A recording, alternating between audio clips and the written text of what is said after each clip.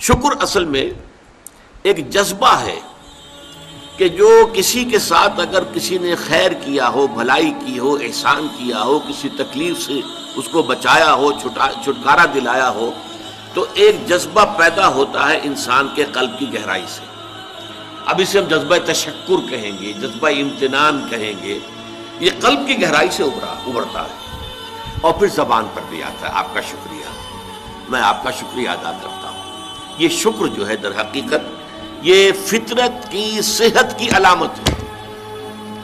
اگر فطرت صحیح ہے تو شکر لازماً ہوگا، اور اگر شکر نہیں ہے تو معلوم ہوا کہ فطرت مسخ ہو چکی.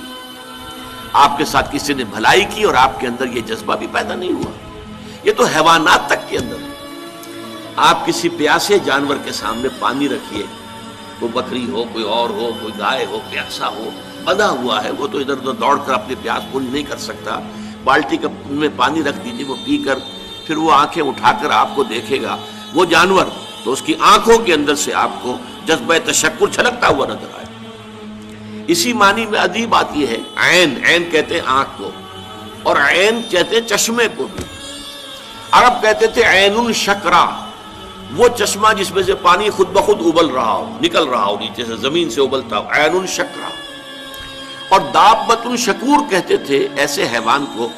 آپ کے ہاں کو گائے ہے، بھینس ہے، بندھی ہوئی ہے، آپ اس کی ٹہل سیوا کر رہے ہیں، اچھی خوراک دے رہے ہیں، غذا دے رہے ہیں، نہلاتے بھی ہیں گائے بھینس کو، تو پھر اس کا ظہور اس کے بدن پر ہونا چاہیے، اس پہ فربہی آنی چاہیے. تو اس کو کہیں گے دابۃ شکور. یہ شکر گزار جانور ہے کہ اس کے ساتھ جو بھلائی ہو رہی ہے، جو خیر ہو رہا ہے، اس کے نتائج اس پر ظاہر ہو رہے ہیں. تو یہ فطرت کی در حقیقت صحت کی علامت ہے. پرانی کہانی آپ نے بھی بچپن میں پڑھی ہوگی کہ ایک غلام کہیں بھاگا ہوا تھا اور اسے راستے میں ایک جگہ اس نے دیکھا ایک شیر پڑا ہوا کراہ رہا ہے، اور اس کو شدید تکلیف تھی. اس کے پاؤں میں ایک کانٹا چبھا ہوا تھا. ظاہر بات ہے شیر نہیں نکال سکتا تھا اس کو. اس غلام نے اس کا کانٹا نکال دیا. اس شیر نے صرف اسے سونگھا اور چلا گیا.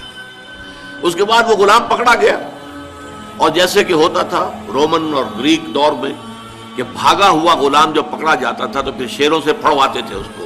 ان کے جو بڑے وہ ہوتے تھے، یہ اسٹیڈیمز بنے ہوئے ہوتے تھے، اس میں آ کر جو ہے اس غلام کو چھوڑ دیا، اور پھر بھوکا شیر جو ہے وہ پنجرے میں سے نکالا تاکہ وہ اس کو بمبوڑے اور ختم کرے. تو اس نوجوان کو، اس غلام کو بھی پھینکا گیا. اس کے بعد جو شیر کا پنجرا کھولا تو شیر آیا، اس نے سونگا اور اس کو چھوڑ کر علیحدہ بیٹھ گیا. لوگ حیران ہوئے. معلوم ہوا یہ وہی شیر تھا کہ جس کے پاؤں سے کانٹا نکالا تھا اس غلام نے، جبکہ وہ بھاگا پھر رہا تھا، چھپتا پھر رہا تھا جنگلوں میں. بہرحال یہ شے سمجھ لیجئے کہ شکر جو ہے در حقیقت یہ فطرت کی صحت کی علامت ہے.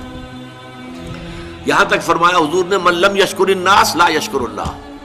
یہ شکر ایسی شے ہے جو انسانوں کا شکر گزار نہیں ہے، وہ کبھی اللہ کا شکر گزار بھی نہیں ہو سکتا.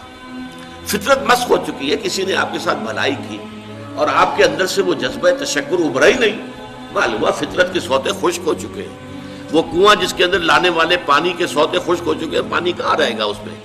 تو خالی کنواں ہے. تمہاری بھی فطرت جو ہے خالی ہو چکی ہے، اور تمہارے اندر وہ جو جذبہ تشکر موجود نہیں ہے، تو گویا کہ فطرت کے سوتے خشک ہو چکے ہیں. اب اصل بات کیا ہے اس فطرت کے بعد؟ اصل منعم کو پہچاننا. اب دیکھیے اس کو بھی ذرا غور سے سنیے میری بات کو.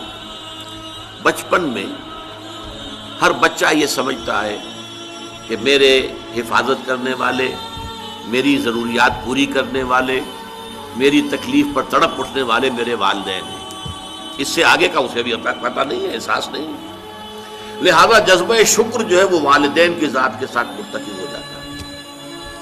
اس سے ذرا آگے بڑھا، معلوم نہیں میرا کنبہ ہے، میرے چچا ہیں، میرے ماموں ہیں، میرے فلاں ہیں، میرے کنبے قبیلے کے لوگ ہیں، میری قوم ہے، میرا وطن ہے.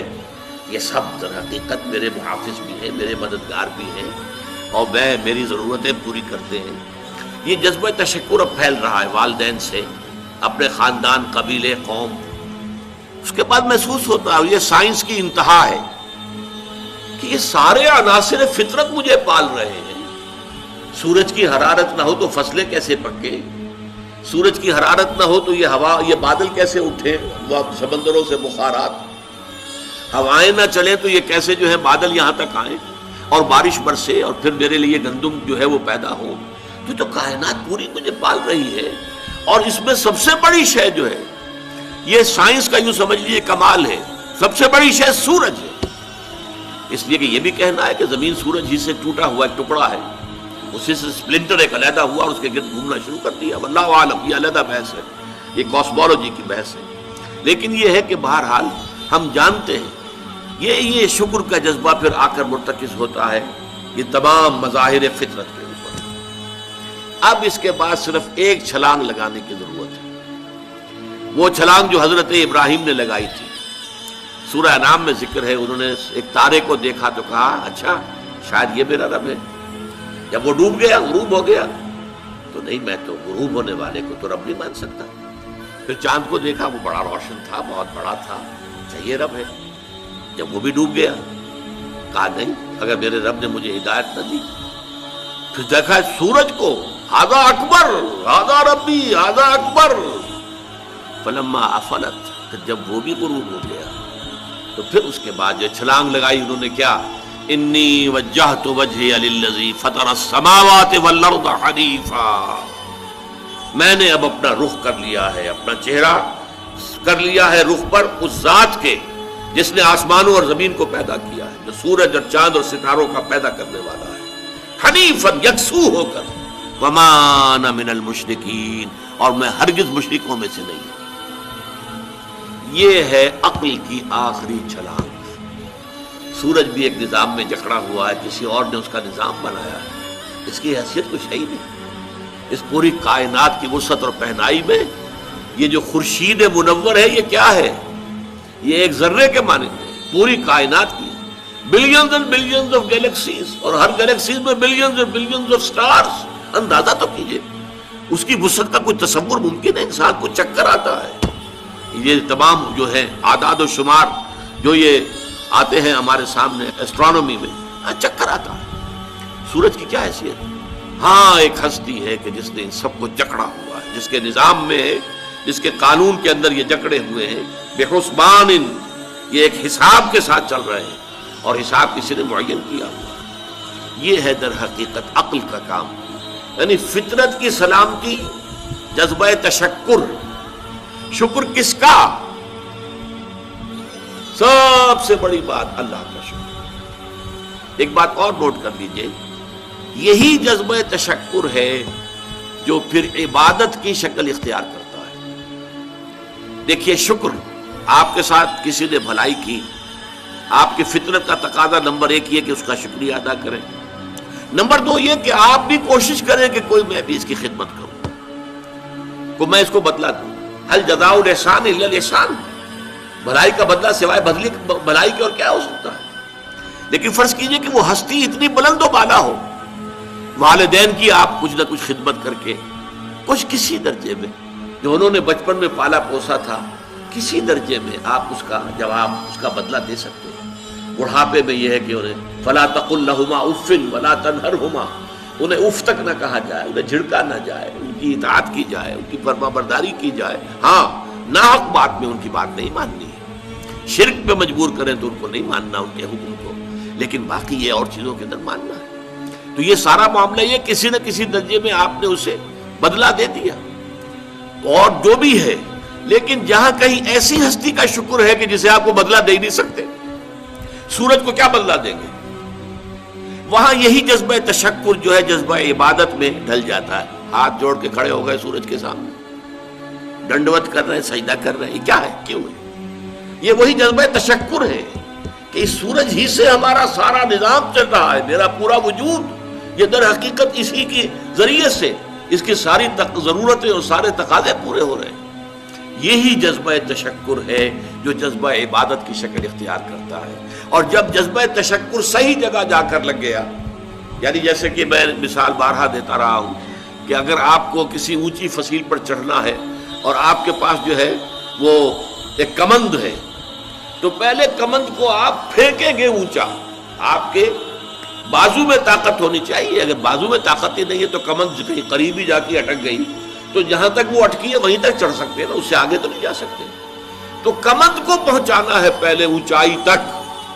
اب دیکھیے اس کو اقبال نے کہا ہے یزداں بکمن داور، اے ہمت مردانہ، تمہاری کمند یزداں کے ساتھ جا کر جڑے، اللہ کو پہچانو۔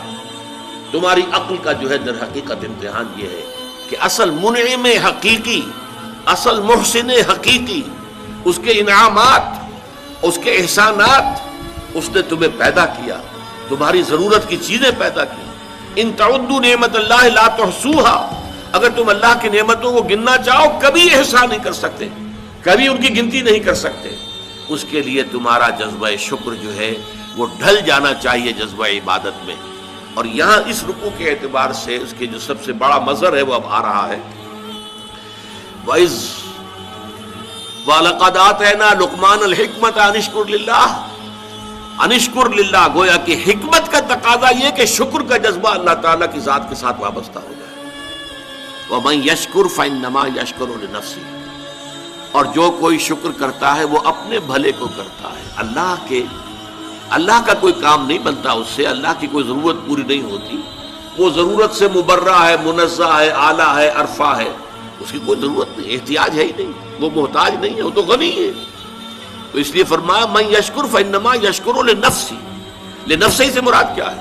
اگر آپ کے اندر جذبہ شکر ہے اور وہ جذبہ تشکر جا کر ذات باری تعالیٰ کے ساتھ منسلک اور ملحق بھی ہو گیا ہے، اب آپ کی شخصیت کا ترفع ہوگا، شخصیت ابھرے گی، شخصیت اپچے گی، شخصیت کی ترقی ہوگی، شخصیت میں ترفع پیدا ہوگا، بلندی آئے گی، تعمیر سیرت جسے کہتے ہیں، جسے اقبال تعمیر خودی کہتا ہے۔ صحیح معنی میں واقعتاً آپ ایک ایسے انسان بن سکیں گے کہ جن کے بارے میں قرآن نے کہا ہے کہ وَلَقَدْ خَلَقْنَا الْإِنسَانَ فِي أَحْسَنِ تَقْوِيمٍ، ہم نے انسان کو بہترین حساب پر پیدا کیا ہے۔ وہ انسان بننے کے لیے ضروری ہے کہ آپ کی فطرت سلیم ہو اور عقل سلیم، فطرت سلیمہ جذبہ تشکر موجود ہو، عقل سلیم اصل محسن کو پہچان لے، اصل منعم کو پہچان لے، اور یہ منسلک ہو جائے پہ جذبہ تشکر ذات باری تعالیٰ کے ساتھ، تو اس کا بھلا تمہیں کو پہنچے گا، تمہاری شخصیت کی تعمیر ہوگی، تمہاری خودی جو ہے وہ پختہ ہوگی، مضبوط ہوگی، تمہاری اپنی سیرت و کردار جو ہے اس کی نشو و نما ہوگی۔ وَمَن يَشْكُرْ فَإِنَّمَا يَشْكُرُ لِنَفْسِهِ وَمَن كَفَرَ، اور جو کفر کرے فَإِنَّ اللَّهَ غَنِيٌّ حَمِيدٌ، تو اللہ تو غنی ہے اور حمید۔